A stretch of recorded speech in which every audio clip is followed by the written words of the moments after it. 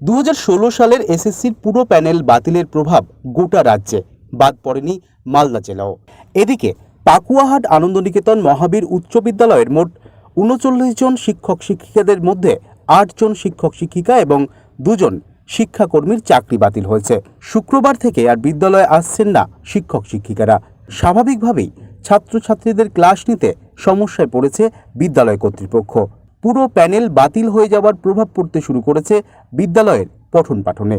কত দিনে এই সমস্যার সমাধান হবে জানা নেই। আমাদের 8 জন শিক্ষকের মধ্যে সকলেই বিজ্ঞান বিষয়ের ছিলেন। তার মধ্যে 6 জন হচ্ছে ফিজিক্যাল সায়েন্স আর 2 জন বায়োলজিক্যাল সায়েন্সের টিচার ছিলেন।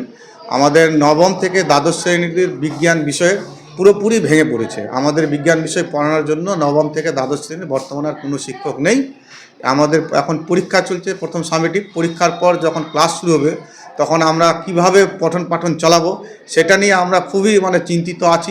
অন্যদিকে শীতলপুর মোবারকপুর হাই স্কুলের চাকরি বাতিল হয়েছে 8 জন শিক্ষকের, যার ফলে ওই স্কুলের বিজ্ঞান বিভাগ প্রায় বন্ধের মুখে। কারা নেবে ক্লাস? কোথায় যাবে ছাত্রছাত্রীদের ভবিষ্যৎ? প্রশ্ন উঠছে। হ্যাঁ, এটাতে খুব চিন্তায় আছি যে আমার এতগুলো স্টুডেন্ট, এতগুলো ঘরে আমি কিভাবে পরীক্ষা ব্যবস্থাটা চালাবো। 8 জন, তার সাথে সাথে গ্রুপ ডি 2 জন। গ্রুপ ডি ছাড়া আমার এই যে ঘন্টা দেওয়া, তারপরে ঘরের চাবি খোলা, এইগুলো কাকে দিয়ে করাবো আমি এখন খুব চিন্তায় পড়ে গেছি।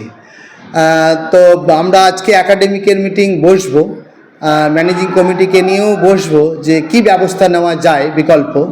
তো এখনও ভেবে উঠতে পারছি না যে কি করব, কিভাবে পরীক্ষা এবং পরীক্ষার পরে যে আমাদের স্কুল রুটিন ধরে কি করে এগোবো সেটা নিয়ে খুব চিন্তায় আছি। মালদা থেকে মাধব কুমার মণ্ডলের রিপোর্ট, টাইমলেস ডেপিকশন নিউজ।